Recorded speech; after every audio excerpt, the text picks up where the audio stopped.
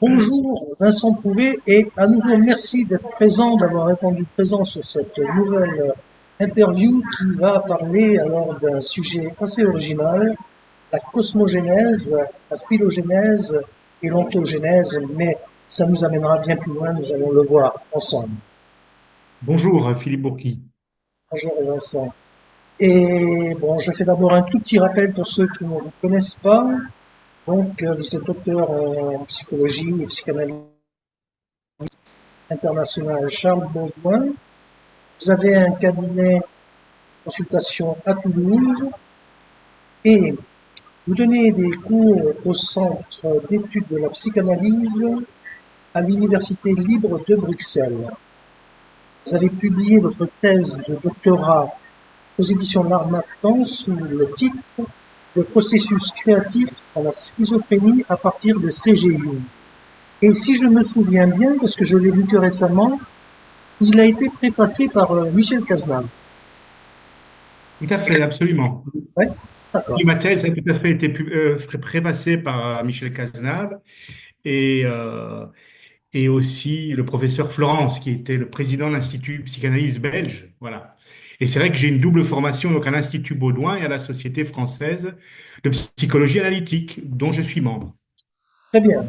Merci pour la clarification. Alors,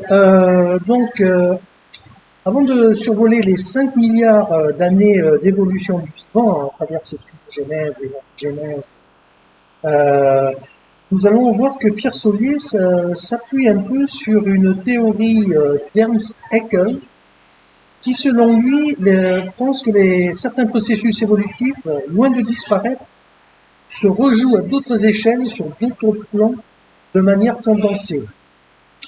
Alors voilà, donc déjà, est-ce que vous avez entendu parler de cette approche-là et est-ce que déjà vous voulez vous dire un mot là-dessus? Mais c'est une vision assez classique, notamment quand on dit que l'embryogenèse récapitule la phylogenèse. Déjà, ça, c'est assez classique, où on voit l'embryon passer par différentes étapes évolutives. Et d'ailleurs, ça sera un scoop pour personne de voir que l'embryon se développe dans un milieu liquide, donc, et il respire comme si on était des poissons, quoi. Voilà. Donc, effectivement, mais ça, je pense, c'est une vision tout à fait classique. Et là où il y a un apport différent, c'est que au niveau psychique aussi, il y a une récapitulation de la phylogenèse. Et ça, c'est l'apport jungien qu'on nous développerons tout à l'heure. Tout à fait. Nous verrons que en dehors de la phylogénèse et l'ontogénèse, on va aboutir à l'ontopsyphylogénèse et la psychophylogénèse. Euh, je lance d'abord ce premier extrait qui va nous permettre de voir, c'est une porte d'entrée assez simple, qui va nous permettre de voir ce récapitulatif en 9 mois d'intra-utérin des 3 milliards d'années d'évolution. C'est-à-dire qu'on va retrouver dans l'évolution de l'embryon et des moments de l'évolution de l'espèce. Alors je lance la vidéo.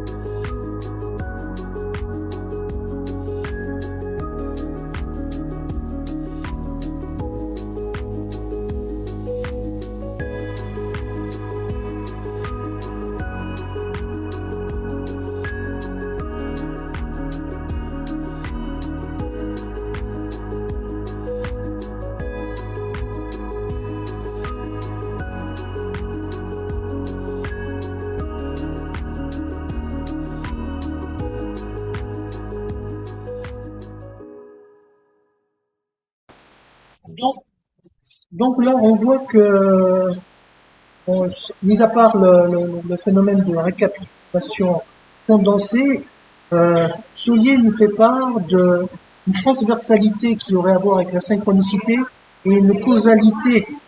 Donc, je garde ça pour plus tard parce qu'on aura l'occasion de développer cette notion de transversalité synchronistique. On aura l'occasion de plus tard. Alors, maintenant, Solier va ajouter deux dimensions, la l'ontophylogénèse et la phylopsychogénèse. Cette dimension-là, pour lui, l'ontophylopsychogénèse correspond au développement psychique de l'individu depuis la naissance jusqu'à l'âge adulte. Et la phylopsychogénèse, elle correspond à l'évolution psychique de l'espèce humaine depuis les premiers hominidés, c'est-à-dire il y a environ 3 millions d'années, jusqu'à l'Homo sapiens. Sapiens, moins 30 000 ans avant Jésus-Christ, et il arrête justement cette phase qu'il appelle homonisation, parce que pour lui, moins 30 000 ans avant Jésus-Christ, c'est l'apparition des peintures rupestres ignatiennes, qui pour lui est un moment fondamental de réflexivité dans le développement de l'espèce. C'est pour ça qu'il arrête là, l'homonisation, pour ensuite embrayer sur l'humanisation, puisqu'à partir de cette réflexivité, il va y avoir plein d'événements à travers les mythes, à travers la vie en communauté, qui vont être d'un autre ordre. Et cette humanisation, elle ira de moins 30 000 à l'homme contemporain. Est-ce que déjà ce découpage supplémentaire vous parle? Oui, oui, c'est-à-dire que le fait qu'au niveau psychique, on récapitule la phylogenèse, on le voit bien déjà c'est la notion d'inconscient collectif de Jung, d'une certaine manière, et ça avait déjà été bien vu quand même par la psychanalyse, par Freud, qui quand même, dans certains écrits, parle de la phylogenèse. Donc, effectivement, la construction psychique de l'individu passe par la récapitulation de différentes étapes de l'évolution. Et d'ailleurs, même au niveau neurologique, neurobiologique, enfin, on voit bien que nous avons trois cerveaux, hein, le reptilien, le cerveau, enfin, puis le système limbique, deuxièmement, et qui correspond aux mammifères, et puis le troisième cerveau, le néocortex, des grands singes et des humains. Donc déjà, il y a une correspondance au niveau neurobiologique et au niveau psychique.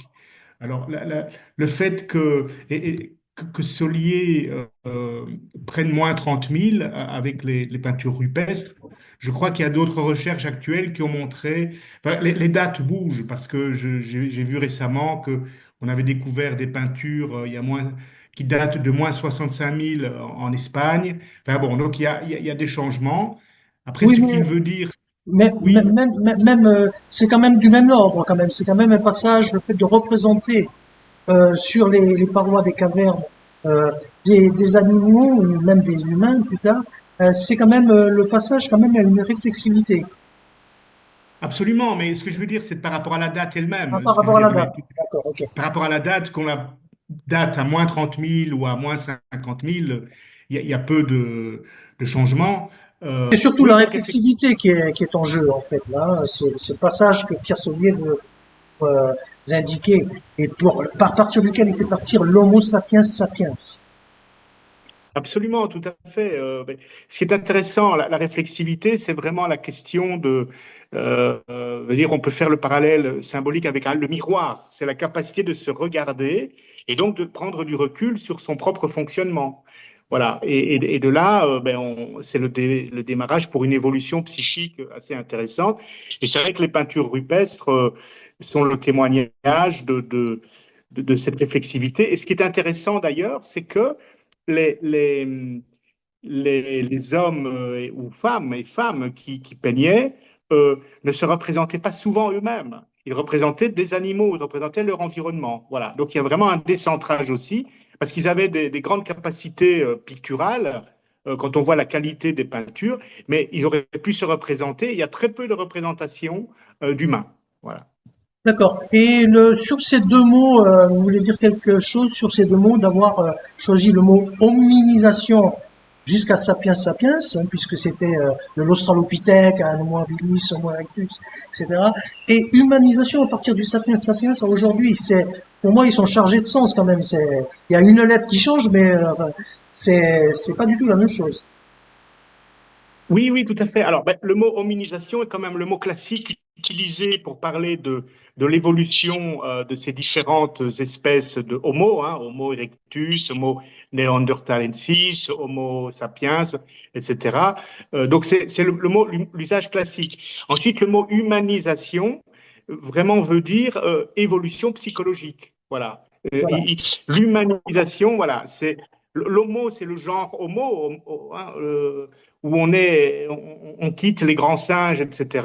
Donc et puis il y a l'humanisation, on devient un humain. Il ne s'agit pas d'être un être humain pour être humain. Et c'est cette idée que notre développement psychique se poursuit tout au long de la vie. Bon, et après on parlera d'individuation, qui est encore une étape supplémentaire. Très bien. Bien, je vais lancer la vidéo qui concerne ce passage.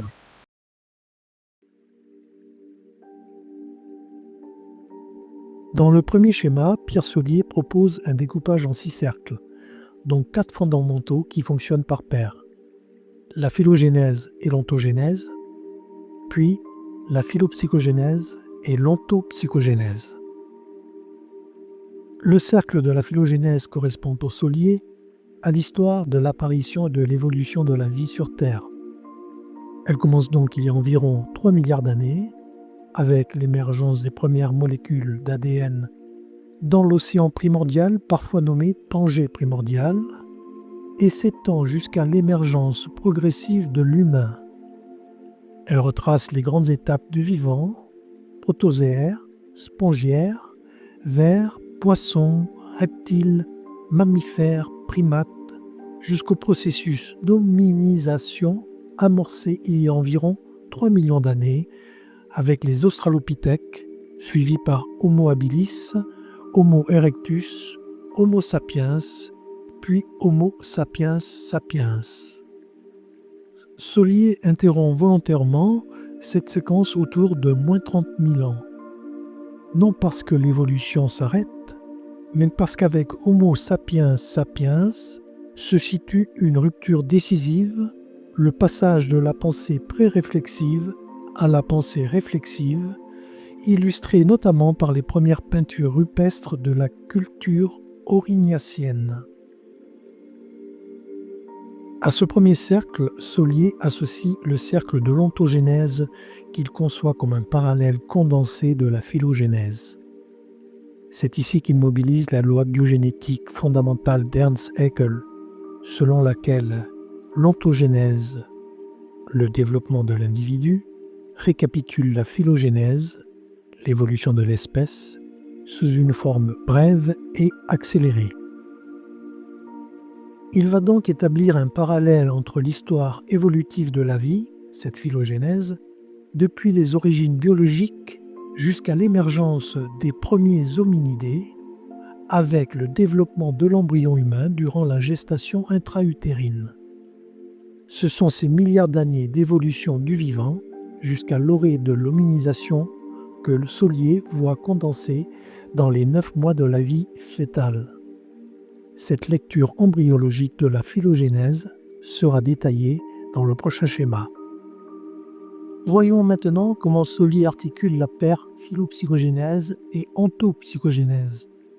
Il avance que l'ontopsychogénèse récapitule, dans les 3 premières années de la vie, environ 3 millions d'années d'hominisation selon une dynamique pulsionnelle orale et anale. Mais, comme le précise Pierre Solier, il ne faut pas moins de tout ce qui reste de la vie pour récapituler les 30 000 dernières années d'évolution phylopsychogénique de Sapiens Sapiens, l'humanisation. Les 3 premières années de la vie condensent donc un processus d'évolution psychique entamé il y a près de 3 millions d'années, depuis l'émergence des premiers représentants de l'espèce humaine. L'individu retrace ainsi, à son échelle, durant la petite enfance, les étapes fondatrices de la phylopsychogénèse. En résumé, pour reprendre la signification des 4 cercles phylogénèse, ontogénèse et phylopsychogénèse, ontopsychogénèse, on pourrait dire qu'on retrouve dans les 9 mois de développement intra-utérin une récapitulation condensée de 3 milliards d'années d'évolution de la vie, depuis les premières formes biologiques jusqu'à l'émergence des hominidés.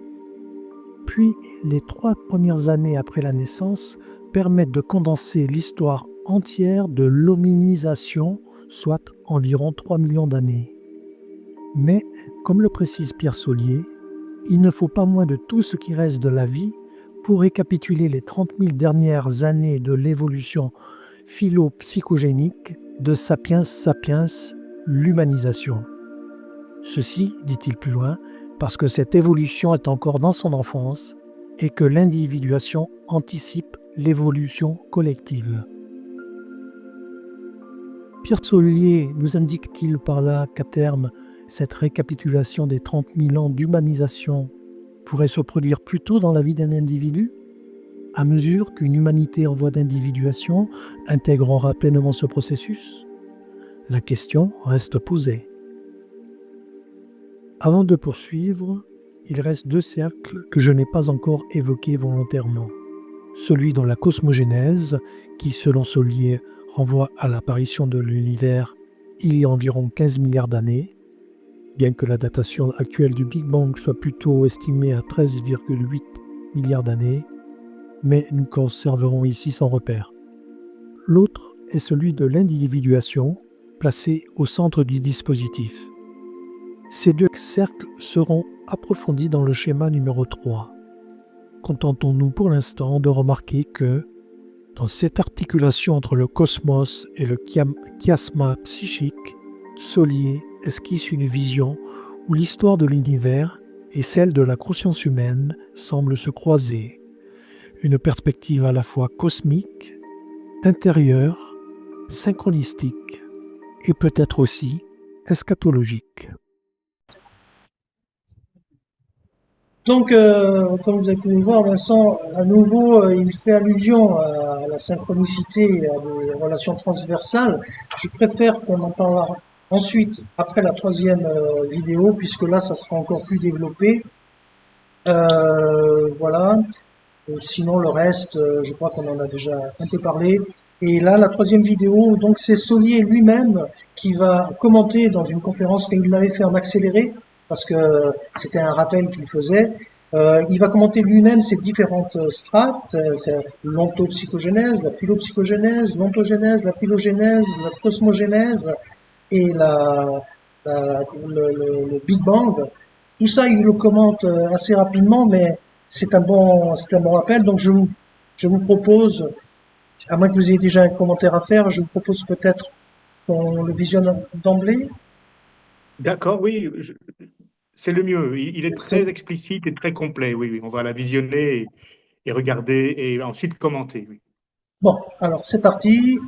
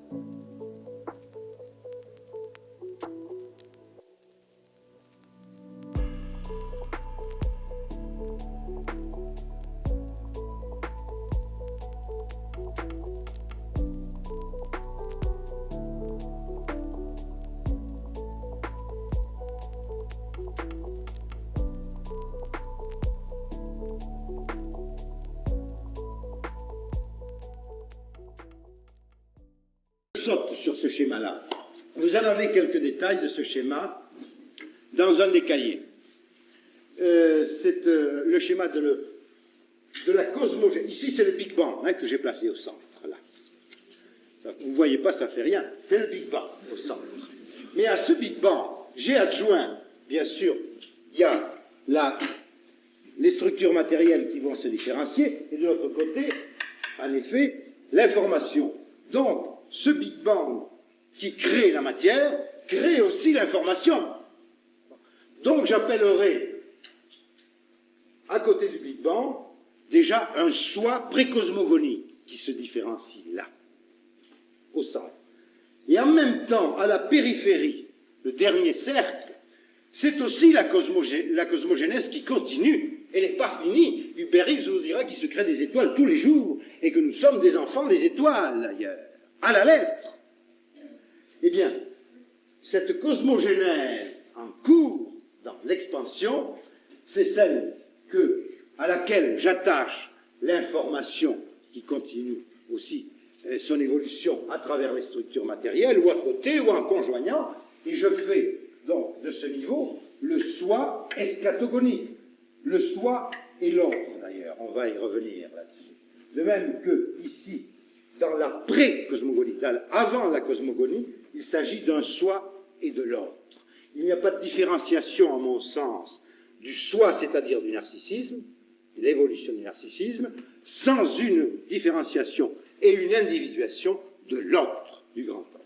Par conséquent, là, c'est la cosmogénèse initiale et la cosmogénèse en cours, avec la pré-cosmogonie de l'unus mundus et de l'âge d'or, et l'eschatogonie de l'âge d'or et de l'unus mundus, de l'autre côté, à l'autre bout, donc, de cet univers en expansion.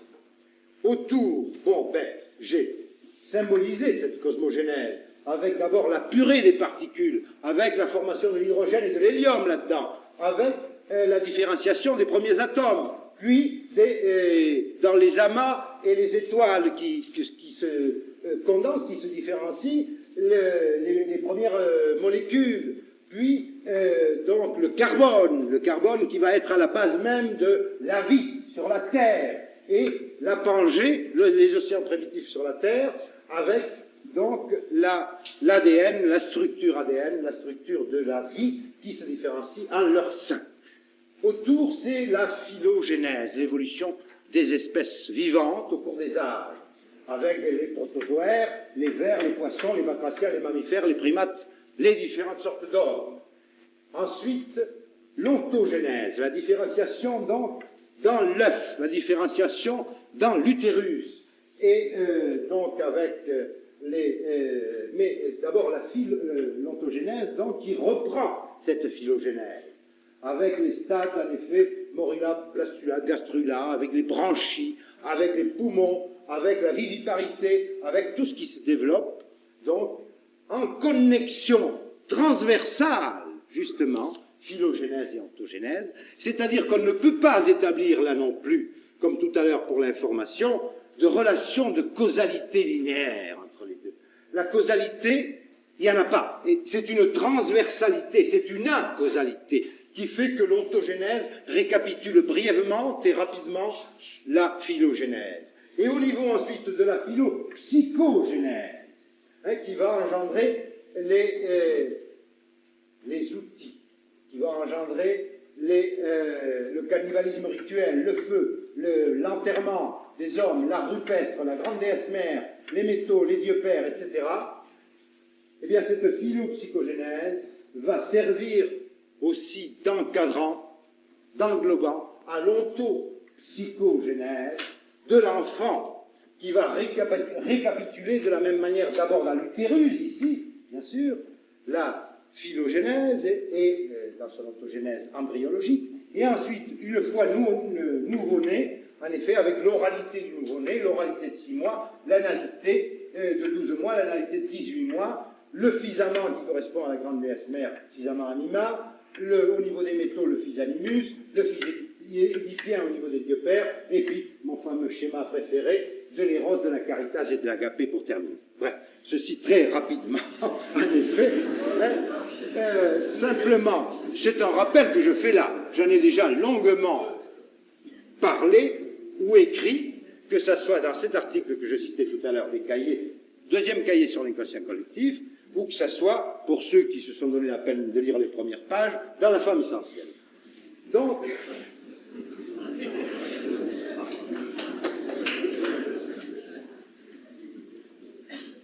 ceci pour dire que les connexions linéaires, ce sont des spires, c'est encore un cône de Minkowski que j'ai dessiné là, un cône de vision, un cône de lumière, n'est-ce pas? Que ce soit à l'œil nu ou que ce soit au radiotélescope, bien sûr. Eh bien, dans ce cône de lumière, il y a une linéarité spirale d'ailleurs, où la causalité joue à plein. Le déterminisme, on ne le détrône pas, il est là, il est toujours là. La causalité, en deux mots, enfin, LEA et puis causalité à côté, elle existe toujours, mais transversalement, ce qui fait correspondre, par exemple, la Pangée ici, l'ADN primordial des océans primitifs, l'ADN germinal, l'ADN de l'Homo et l'ADN de Dupont, ou de Durand, hein, je ne sais pas souvent, ça, c'est une transversalité où la causalité, LEA, causalité ne joue pas, mais où joue la L'' causalité, c'est-à-dire la synchronicité.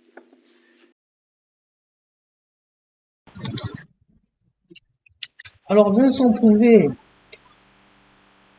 ce champ de savoir dont parle Solier qui orienterait le développement par synchronicité, est-ce une réalité psychique effective qui agit vraiment?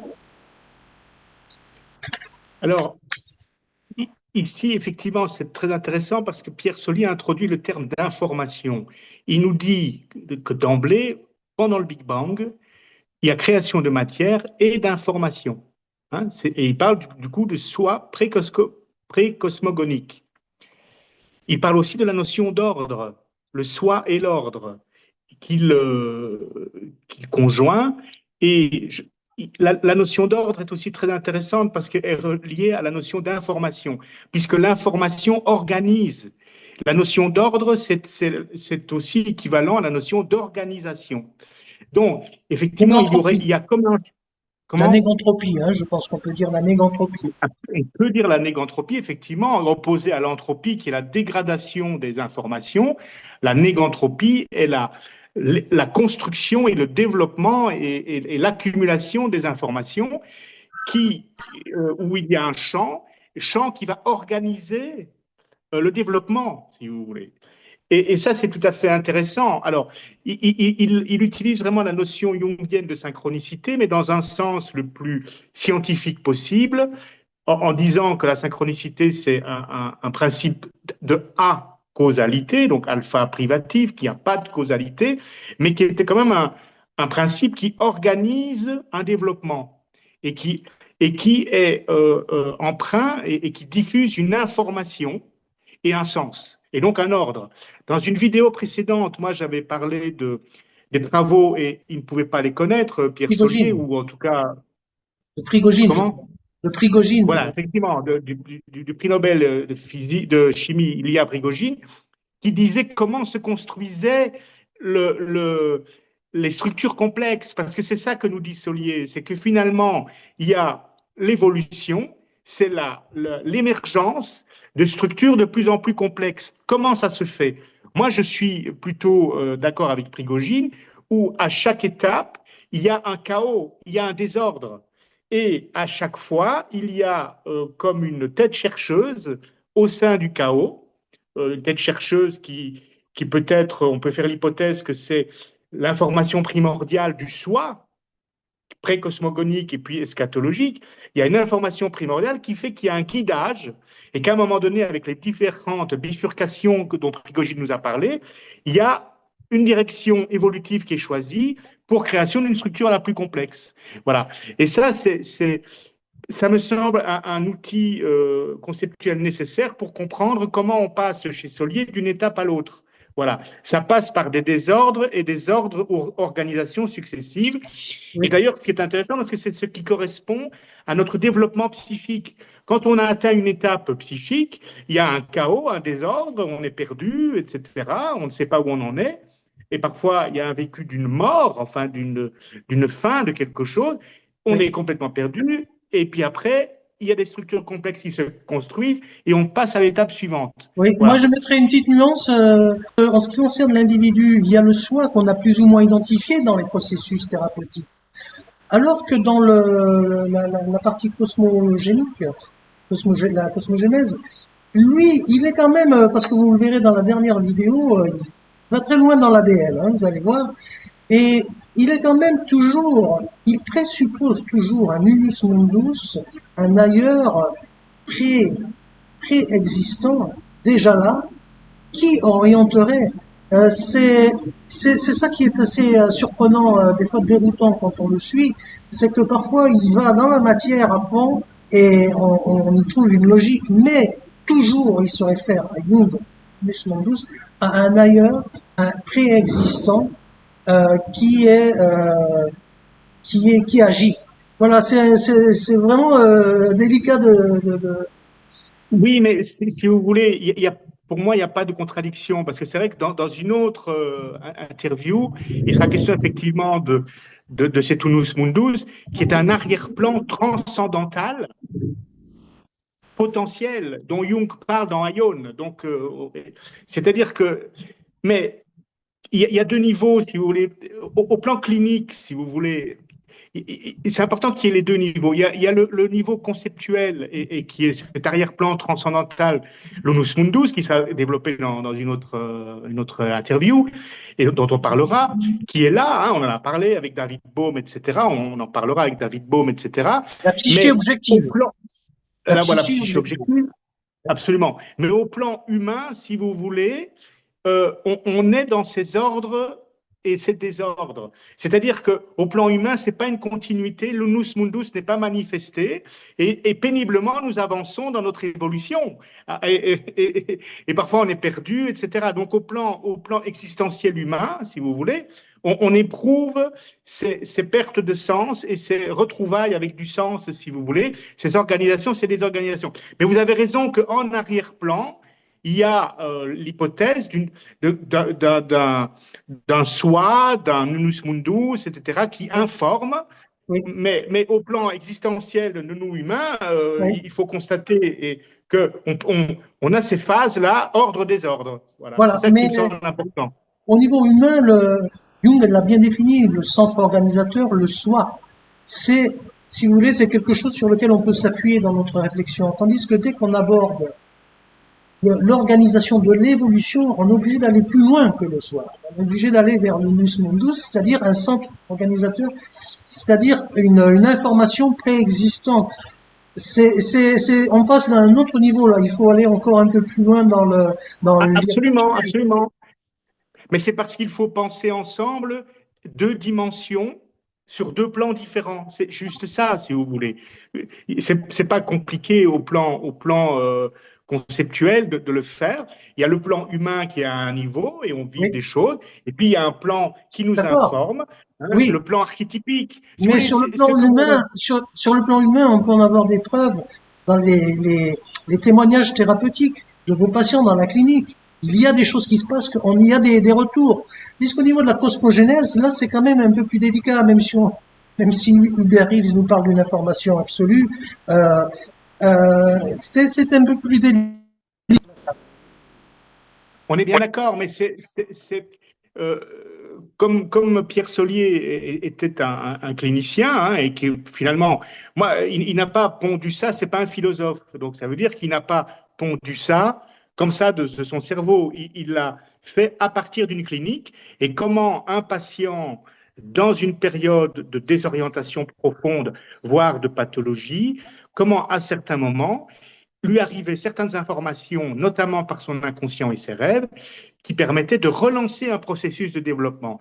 Et c'est ensuite, à partir de là, dans un deuxième temps, qu'on commence à inférer l'idée d'un ordre dans un arrière-plan transcendantal, si vous voulez, potentiel, donc cette hypothèse de Jung dans Ion, et on commence à se dire, tiens, mais qu'est-ce qui fait que ce patient qui était complètement perdu, et au départ, si j'ai une vision mécaniste et causaliste, je ne donnais pas 1 euro sur la possibilité que ça aille mieux, eh bien, il y a un rêve qui vient changer tout et qui vient relancer un processus d'organisation, de création et de santé et de mieux-être. Et c'est là qu'on est amené à avoir d'autres hypothèses et que ça nous ouvre sur toutes les hypothèses que Jung nous a données et que Solier a bien développées, si vous voulez. Après, il y a autre chose que Pierre Solier dit dans cette vidéo, qui est effectivement, il parle de la philopsychogenèse et de l'ontopsychogenèse.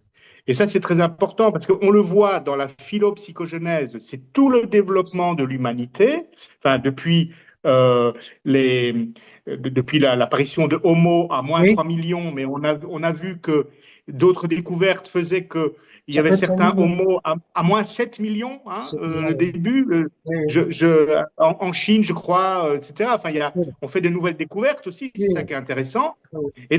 Et on voit que le bout du schéma, c'est la conscience Sophia et Christos.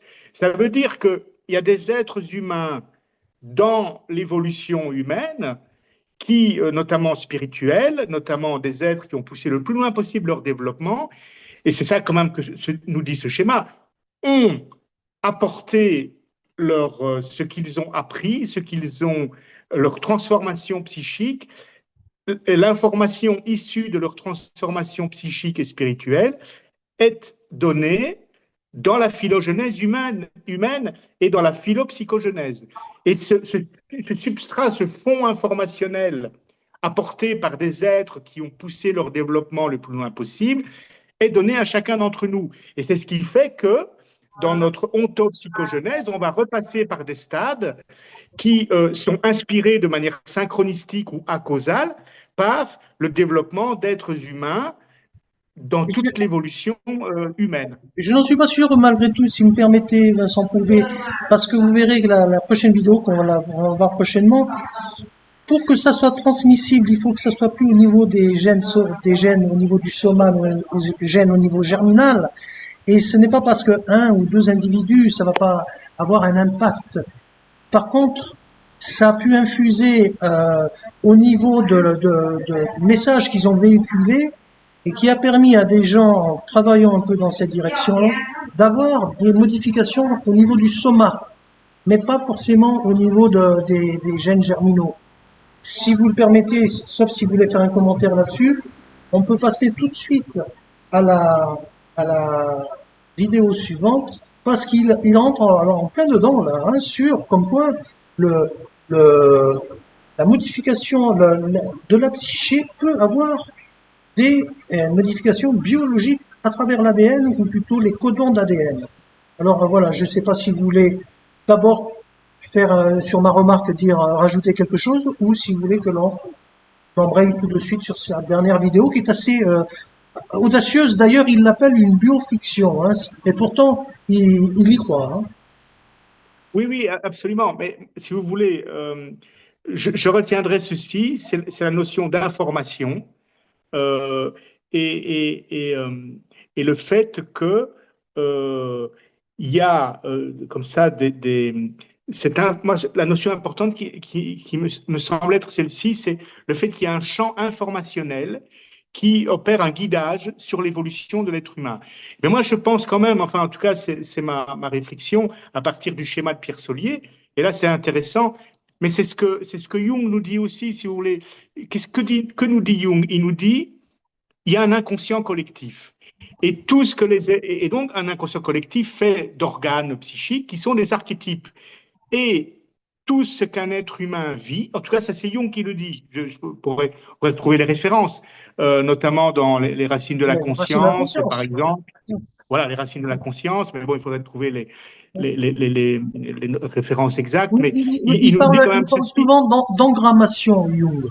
Eh Il bien parle voilà, exactement. d'engramme. Ça veut dire que chaque être humain qui vit des expériences, il y a une engrammation qui se fait dans cet inconscient objectif, dans cet inconscient collectif, dans cet inconscient transpersonnel, hein, puisque Jung utilise beaucoup plus le terme transpersonnel que le terme collectif. Et donc, cet inconscient transpersonnel euh, est un réservoir, une matrice qui reçoit toutes les expériences des êtres humains.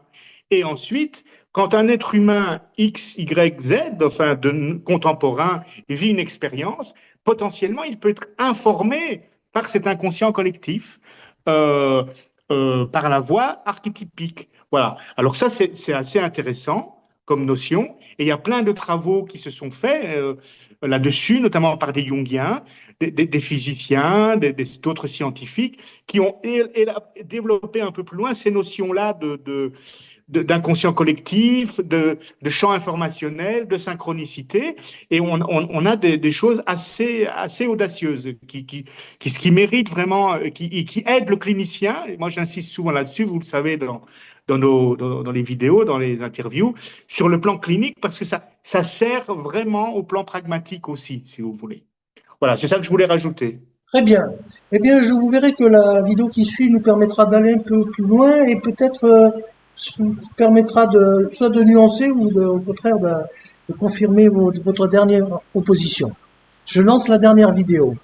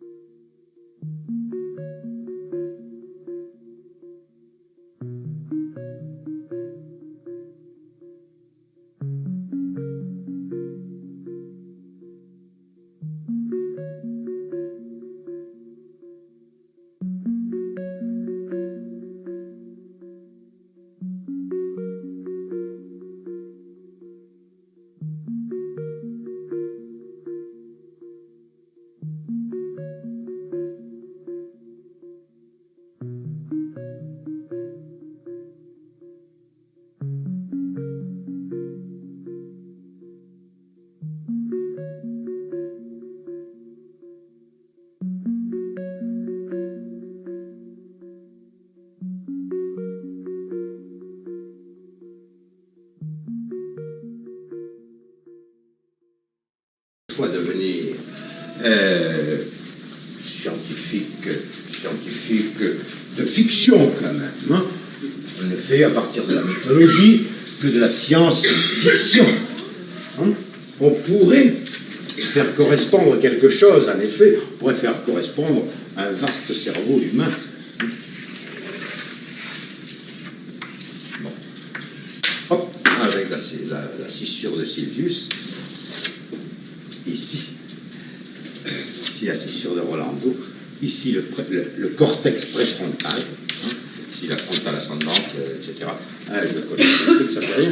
Mais ceci surtout, l'archicortex, le cerveau, donc rhinencéphalique, le cerveau reptilien, car on va retrouver quelque chose, on va retomber sur nos pattes, et notamment le dit encéphale, là-bas du cerveau, il est caché là. Hein. On ne le voit pas, l'encéphale, il est derrière l'hémisphère. Alors, vous le représentez comme ça. Mais c'est le cerveau instinctuel, le cerveau pulsionnel qui est par là, en relation avec le vieux cortex, partout, l'archicortex, et puis avec le néocortex, donc des mammifères, justement, et notamment des primates, et notamment de l'homo sapiens, et notamment de l'homo sapiens que nous sommes au niveau de l'aire préfrontale. Et tout ça, à mon sens, ça passe par là. Tiens, ça fait un escargot. Ça passe par là. C'est un lieu de passage. Je ne dis pas tous les phénomènes se ramènent à ça. Non, j'en suis plus là, tout de même. Mais je dis forcément, ça passe par là. La plaque tournante de ce truc, elle passe dans le cerveau, forcément. L'hypothalamus, ou le diencéphale, ou le rhinencéphale au-dessus. Le cerveau des mammifères microsmatique, macrosmatique, et puis le néencéphale, et puis le néencéphale préfrontal. Ça règle ces phénomènes. Et ça ne les règle pas seulement à la manière d'un truc pavlovien. Ça ne les règle pas seulement avec des histoires de réflexes conditionnés. Ça marche aussi, les réflexes conditionnés, forcément. Hein. Bon. Ça marche dès la naissance. Dès que je fous un nourrisson à toutes les 3 heures, le conditionnement commence, bien entendu. Mais si je veux obtenir véritablement un changement chez le nourrisson lui-même quand il change de niveau, si je veux obtenir un changement, en effet, dans une cure initiatique, quelle qu'elle soit, psychanalytique, dont de nos jours compris, il faut pour moi qu'il y ait une inscription qui se fasse là-dedans. Et je le répète, pas seulement sous forme réflexologique. Il faut atteindre, à mon sens, mais là nous sommes en pleine biologie fiction, hein, l'ADN de ces cellules, aussi bien ou, dans les cas suivants, les cas diencéphaliques, rhinencéphaliques, néencéphalique préfrontal. Il faut que les 2 serpents, vous vous souvenez la dernière fois comment j'en étais arrivé à ce schéma, à partir de l'ADN, en effet, il faut que les 2 serpents soient,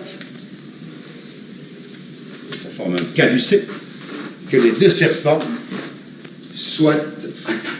Il faut que l'ADN, l'acide désoxyribonucléique, et ça, notre ami Michel Boujard pourrait nous en dire pas mal là-dessus, puisqu'il fait une thèse en ce moment là-dessus, qui porte aussi sur ce problème, hein, eh bien, il faut que l'ADN soit touché, à mon sens. Il faut, et c'est pour ça que, de toute façon, il était touché forcément dans le passage à l'acte sacrificiel, d'autrefois ou d'aujourd'hui, bien sûr. Et c'est ce qui permettait, en assistant au sacrifice, en identifiant le sacrifiant et le sacrifié, les participants au sacrifié, en intériorisant le sacrifice, en symbolisant par conséquent, en symbolisant P'2, P2, il faut que O2, O'2 varie. Symboliser P'2, P2 dans l'éros, la caritas agapé, dans l'âme, dans le corps spirituel, ça veut dire que dans mon corps tout court, physique, néencéphalique, j'ai fait varier quelque part les ADN. C'est-à-dire qu'il y a un changement génique. Par exemple,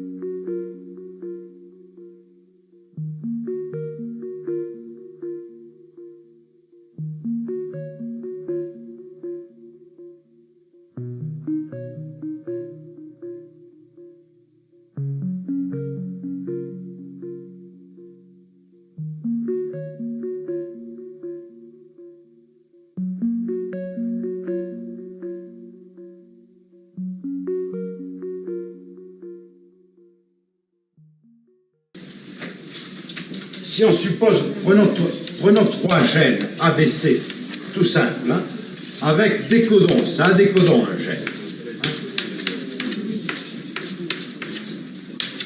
On pourrait dire, par exemple, que le gène A règle la pulsion orale, le gène B, la pulsion anale, le gène C, la pulsion génitale. Et il faut bien que ça marche comme ça. Les psycho-organisateurs qui déclenchent l'embryon, ils marchent comme ça. Bon. Ce sont des gènes qui les font fonctionner. C'est-à-dire une information contenue là-dedans. C'est-à-dire un truc qui marche sur une entropie croissante, en égantropie croissante, en même temps, les deux combinés, en conjonction, justement, on retrouve à tous les niveaux. Et alors, un codon A, B, C, D, E, F, G, H, I, puis M, N, O, Q, R. Je peux, ce sont des codons, c'est ce qui va porter des caractéristiques ici, par exemple, de la pulsion orale, sur la succion elle-même, sur la manière d'assimiler le lait, sur tout le type digestif O, etc. C'est commandé forcément par des trucs qui viennent de là-dedans. Tous ces trucs-là. Il n'y a pas de développement. Je parle de la pulsion orale, anale, génitale, qui se développe, qui continue l'embryogénèse après la naissance, chez le nouveau-né. Bon. Eh bien, et puis ça continue toute la vie, ce machin-là. Hein. Faut pas... Moi, je pense que c'est une erreur de la biologie de croire que quand on a atteint, en effet, l'âge adulte, c'est fini. Non, pour moi, c'est pas fini. Ça continue, et c'est ça, même, qui est le propre de l'évolution humaine. Et s'il peut y avoir une évolution au-delà du sapiens sapiens que nous sommes, vers un sapiens au cube, par exemple, eh bien, c'est parce que nous ferons varier ça suffisamment pour qu'un jour, ça passe non seulement du cerveau, mais qui est bien sûr le soma, ce que Weizmann appelait le soma par rapport aux germaines, aux cellules germinales, et que ça devienne alors héréditaire. Car ce qui se passe là, ce qu'on fait varier avec le dressage de la pulsion orale déjà chez le nourrisson, et puis tout au long de la vie, jusqu'à l'agapé éventuellement, ce que l'on fait varier, c'est uniquement les cellules du soma. Ça n'est pas transmissible héréditairement. Attention.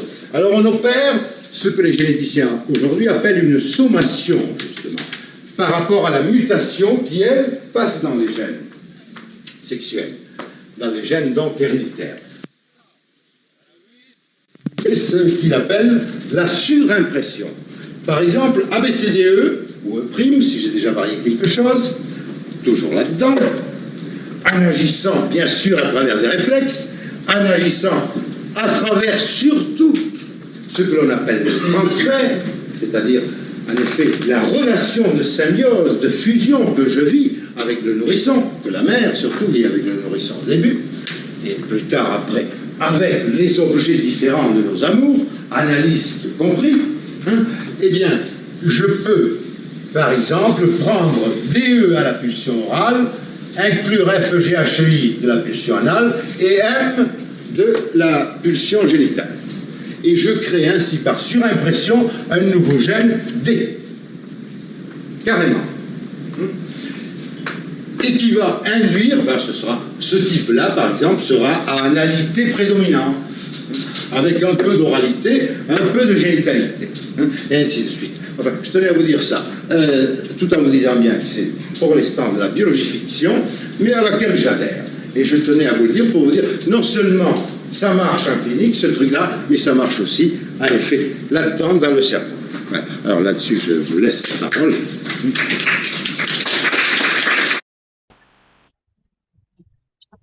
Donc, Vincent Pouvet, dans cette vidéo, Solier nous dit l'évolution psychique individuelle pourrait entraîner un mécanisme de surimpression génique, une transformation biologique progressive au niveau de l'ADN.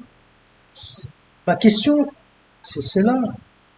Est-ce que ce que dit Solier ici ne rejoint pas précisément ce que Jung appelait le niveau psychoïde de l'inconscient, là où le psychique et le somatique ne sont pas encore séparés? Est-ce que vous considérez que cette zone psychoïde pourrait être le lieu réel où s'opèrent ces surimpressions de codons dont parle Solier? Mais écoutez, bon, moi n'étant pas biologiste ni généticien, bon, mes connaissances sont limitées, mais dans les définitions des mots, effectivement, le psychoïde, qui est effectivement cette union entre matière et psyché, et c'est ce que Jung nous dit, stricto sensu, oui, on peut dire oui, voilà. Alors, parce qu'effectivement, à un moment donné, le changement se fera dans la matière, s'incarnera, s'engrammera dans la matière. Alors, actuellement, nous avons des notions qui peuvent aller dans le sens de des changements biologiques dont parle Solier. Alors, pas forcément, là je pourrais pas vous en parler, la question de la surimpression génique, mais par exemple, on a deux notions actuellement qui sont contemporaines et qui vont dans un sens de changement somatique et et matérielle, c'est la question de l'épigénétique. Oui. L'épigénétique, c'est cette nouvelle science quand même qui montre que il y a engrammation des informations du vécu d'une personne, mais qui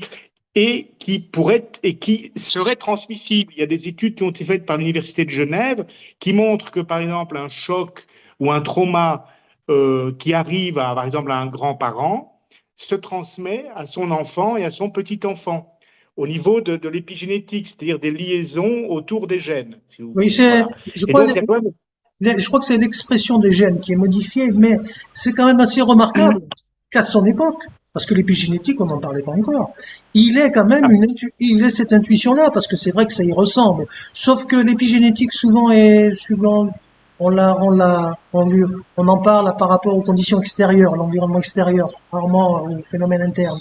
Mais comme vous donnez un exemple où là, c'est effectivement, Oui. Ben, par exemple, il y a une recherche très claire. Hein. C'est une grand-mère qui avait subi un viol avec un énorme stress qui avait pu être constaté au niveau de l'épigénétique. Enfin, il y a des études là, il faudrait renvoyer aux travaux à l'Université de Genève.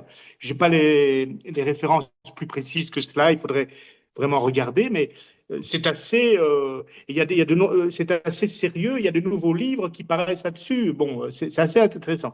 La deuxième notion, c'est la question de la plasticité neuronale et la question des réseaux neuronaux. C'est-à-dire que là c'était constaté au PET scan et autres techniques pour investiguer le cerveau et les réseaux neuronaux, on voit qu'il y a une plasticité neuronale. Voilà. Et que, par exemple, une personne qui a subi un AVC ou d'autres accidents cérébraux, eh bien, il y a une compensation, il y a d'autres routes neuronales qui sont tracées dans le cerveau. Et du coup, nos habitudes ou nos traumas ou autres événements psychiques euh, sont engrammés dans le cerveau par la création de voies neuronales. Et là, il y a des travaux qui ont montré, par exemple, que la psychanalyse, et notamment, ça a été fait par des Jungiens, hein, les titres m'échappent, mais ils ont travaillé beaucoup avec certains neurobiologistes, hein, euh, bien connus, Panksepp et autres. Enfin, je reviens plus sur les noms forcément, mais Laborit, Laborit, et non? qui Laborit, bah, il y a la borite, oui, qui est un des premiers, mais il y en a d'autres. Voilà, les noms m'échappent là tout de suite.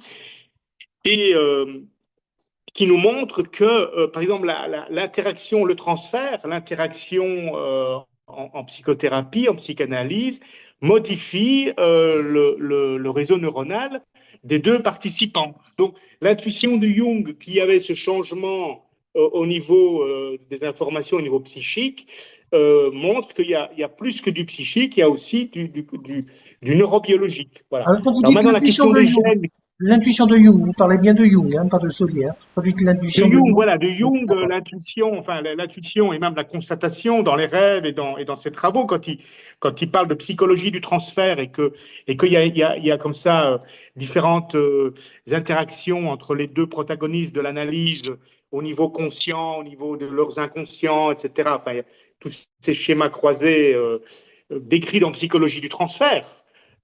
Eh bien, là, on est plus loin que le niveau psychique, ce sont les réseaux neuronaux, la plasticité du cerveau. Et puis, Pierre Follier va plus loin. Et je pense que les recherches qui vont évoluer vont montrer que de l'épigénétique, il y a des influences sur, comme vous l'avez dit déjà, sur l'expression des gènes, ça c'est l'épigénétique, mais probablement sur les gènes eux-mêmes. On peut le supposer, on peut le supposer. D'ailleurs, c'est ce qui s'est passé dans l'évolution de l'espèce humaine. Il y a eu des changements génétiques, si vous voulez. alors Mais bon, il appelle ça des mutations, hein, quand il y a, dans l'évolution d'espèces. Et là, il parle de sommation. Mais est-ce que Jung, qui connaissait pas, enfin, l'ADN a été décrypté en 2003, donc Jung avait des notions sur l'ADN quand même relativement modestes, puisque c'était pas encore suffisamment exploré. Est-ce que vous pensez que si Jung avait eu ce type d'information, le décryptage de l'ADN complet, est-ce qu'il aurait parlé du psychoïde en insistant un peu sur ce qui se passe à travers oui, clairement, parce qu'il a donné cette hypothèse, il a émis cette hypothèse que les archétypes pouvaient se retrouver dans les structures du cerveau. Voilà. Et que notamment, il faisait état à son époque, je crois que c'était fin des années 50, eh bien, il y a un chercheur, un neurochirurgien qui avait stimulé certaines zones du cerveau et, et son patient, qui était conscient au moment de l'opération, avait vu, me semble-t-il, un mandala. Enfin, il y avait des, des vécus archétypiques qui avaient été suscités par cela. Et Jung avait dit, voilà, c'est un peu la preuve que euh, les archétypes sont inscrits dans les zones du cerveau. Alors, il n'en a pas dit plus, c'était pas plus clair que cela, mais c'est des intuitions. Bon, euh, mais moi, je pense que les travaux sur les réseaux neuronaux, ça m'inspire beaucoup dans ma clinique, parce que ça nous permet de découvrir qu'un être peut évoluer et changer profondément dans sa vie grâce à son travail psychique personnel, grâce à une analyse, c'est ça le but de notre travail. Enfin, c'est ce que dit Solier. C'est tout comme il parle d'initiation, voilà, toute initiation profonde, Oui. et l'analyse en est une. Oui. Pour moi, c'est le but de tout ce qu'on fait. C'est ça le but. D'accord. Mais alors, quelqu'un qui ne verrait que cette vidéo, il se dirait, bon, bah là, c'est un matérialiste, le bonhomme. Parce que il n'aurait pas connaissance que Solier, au contraire, Jung, bien sûr, ils ont une ouverture sur l'irrationnel, sur l'unus mundus, sur des notions d'un ailleurs inexplicable qui est à l'opposé. Et justement, c'est parce qu'ils ont cette capacité d'aller dans un sens très loin et dans un autre très loin qu'ils peuvent s'aventurer dans ce genre d'hypothèse. Parce qu'ils ne sont pas enfermés du tout. Il n'est pas du tout matérialiste, Solier. Il suffit d'écouter un peu sur ce qu'il dit sur les mythes ou sur le reste, sur l'inconscient collectif. Donc voilà, mais comment on arrive à quoi c'est un peu d'ailleurs la rencontre de matière physique, l'union de la matière et de la physique et de la psyché. C'est un petit peu aussi ce qui nourrit la démarche de Jung et de Solier. Donc, finalement, c'est pas si étonnant que ça. On y arrive, plus ou moins, quand on s'en approche, plus on avance, plus on trouve de l'esprit dans la matière et un esprit matérialisé. Oui, oui, tout à fait. Mais je pense que ils ne sont pas matérialistes au sens où pour le matérialiste, il n'y a que la matière. Et un vrai matérialiste dirait, mais pour vraiment changer l'être humain, je vais lui implanter une puce dans le cerveau où je vais manipuler son génome pour changer certaines composantes psychiques. Supposer, en tout cas, il faudrait supposer que en changeant des gènes, ça change le comportement psychique, par exemple, au niveau de l'agressivité, au niveau du lien aux autres. Donc ça serait le matérialiste strict qui serait un réductionniste et qui, pour lui, il n'y aurait que la matière. Là, c'est pas le cas du tout. Là, c'est le fait qu'il y a une réalité psychique, c'est qu'il y a une réalité de l'esprit spirituel qui est au niveau des archétypes, au niveau de cet arrière-plan transcendantal hypothétique, donc potentiel, dont nous parle Jung et dont nous parle Solier, avec l'unus mundus, etc. Donc cette liaison matière, psyché et esprit. Hein. Il ne faut jamais oublier qu'il y a l'esprit là-dedans, qui est un troisième niveau. Il y a le biologique, le psychique et puis l'esprit. Ça se retrouve dans le schéma de Jung, la métaphore du spectre lumineux, où il y a la partie pulsionnelle dans l'infrarouge, la psyché qui est tout ce spectre, qui l'équivaut au spectre lumineux, et au-delà, au-delà de l'ultraviolet, c'est le pôle de l'esprit. Et c'est le spirituel. On en parle assez peu en psychanalyse comme tel, mais c'est le pôle enfin, des archétypes, etc., inconnaissable. Donc on voit bien que c'est un schéma tripartite, si vous voulez, et pas unipartite, qui serait un schéma matérialiste. La matière, la pulsion, Donc, et nécessairement, à partir du moment où cette métaphore du spectre lumineux, où on voit bien le spectre, et avec ses deux extrémités, l'infrarouge et l'ultraviolet, mais tout cela communique et les uns influencent les autres. Euh, Maintenant, la question génétique, bon, moi, comme je vous disais, je ne suis pas généticien ou biologiste, donc mes connaissances sont limitées, mais j'ai le sentiment qu'on quitte cette idée d'un gène qui correspond à un comportement, c'est plutôt une combinaison de gènes, et je ne sais pas si on peut retrouver de manière copier-coller ce qu'on dit là au niveau génétique, mais en tout cas, il y a quelque chose de complexité, et je pense que les recherches qui vont avancer vont nous montrer qu'il y a des marqueurs psychiques dans le génétique. Et il y a plein de recherches là-dessus. Il y a un prix Nobel, Eric Kandel, qui a écrit des choses extrêmement intéressantes au niveau du cerveau. Enfin, la recherche avance à grands pas. Oui, vous avez utilisé le mot complexité, et on va bientôt terminer. On peut quand même reconnaître à Solier Jung, bien sûr, bien avant lui, mais Solier d'aborder le vivant à travers sa complexité. Il va aussi bien nous parler d'ADN que des mythes, que du psychisme, que du chiasma, que de l'alchimie. Et il faut reconnaître que la complexité ne leur fait pas peur parce qu'ils sentent que dans cette complexité-là, il y a une explication du vivant, où il y a une connaissance possible du vivant, une ose. Absolument, mais ce qui est remarquable chez Pierre Solier, c'est qu'il fait de très nombreuses hypothèses et il fait de nombreux liens. Et il reste scientifique. On en avait parlé, Oui. enfin, ce sera le cas dans une des interviews, mais il reste scientifique et il intègre le plus beau des découvertes jungiennes en se basant aussi sur sa propre clinique. On l'a vu avec le Calor qui lui a montré avec évidence la présence de séquences mythiques dans l'analyse d'une manière claire pour sortir une jeune femme de vécu psychotique. Et là, il est enraciné. Ce qu'il faut retenir, c'est qu'il est enraciné dans la clinique. Alors, il y a des hypothèses hardies, il y a des hypothèses comme ça, comme il le dit, qu'on va appeler de biofiction. Mais je pense qu'il sait que ce sont des hypothèses. Il reste un médecin, un scientifique, parce qu'il soigne des gens, si vous voulez. Il reste un thérapeute.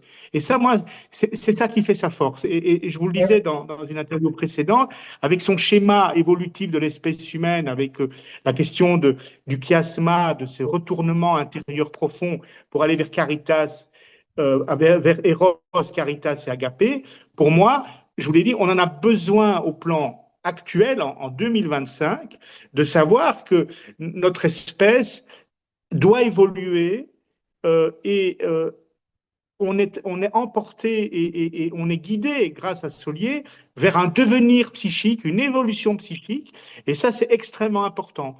Par exemple, on le voit, si vous voulez, ne plus qu'un petit exemple, quand on parle de l'agressivité, hein, la question de l'agressivité ou de la domination au niveau anal, si on fait le lien avec le monde contemporain, on ne voit que cela actuellement dans le monde. Hein. On voit la question de la force, du pouvoir, de la domination de l'autre ou de l'écrasement de l'autre. Et donc, on voit bien que là, on est à certains niveaux dans des dimensions anales.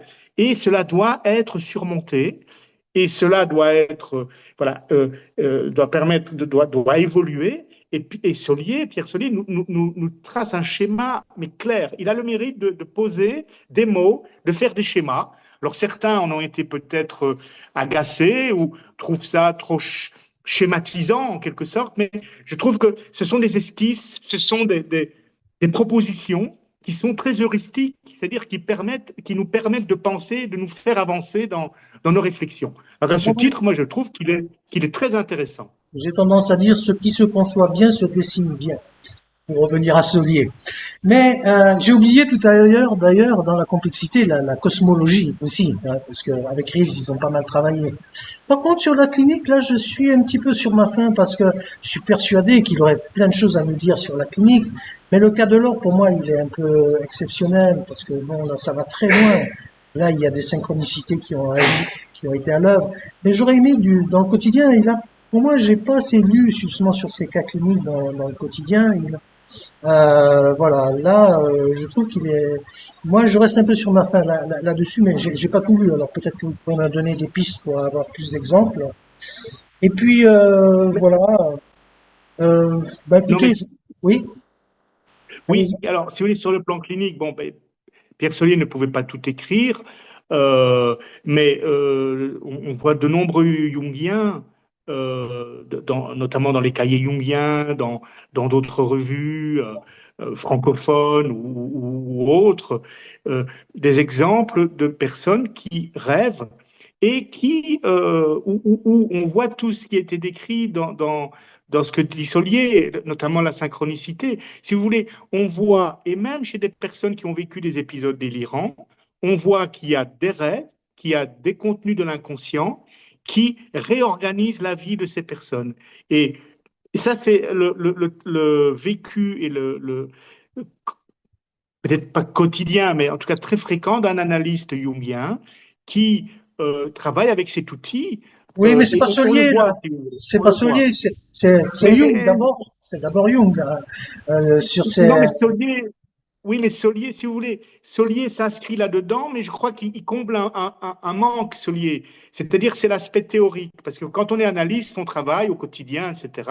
Et on n'a pas toujours le temps de théoriser, si vous voulez. Et là, Pierre Solier, il fait vraiment de la réflexivité. Il dit, voilà, moi, je prends du recul par rapport à la clinique et j'essaie de créer des schémas théorique, mais dans le vrai sens du terme, hein, au sens de la théoria des Grecs qui est en prise avec le vécu, avec le réel.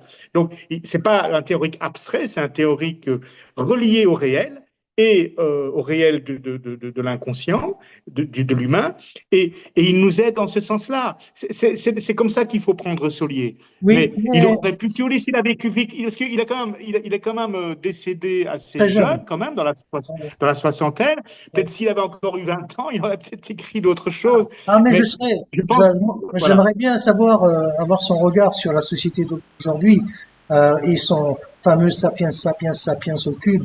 J'aimerais bien savoir si ça reste toujours un projet crédible pour lui. J'aurais bien aimé, il aurait un regard, un éclairage à nous donner, à nous transmettre, ça serait extraordinaire.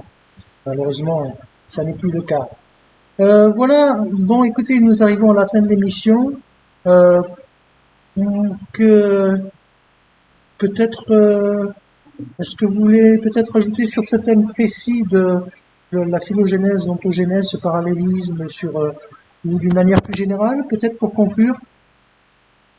Mais c'est-à-dire que moi, je dirais, pour conclure, c'est que Solier, me semble-t-il, verrait à notre époque le déferlement de la pulsion anale.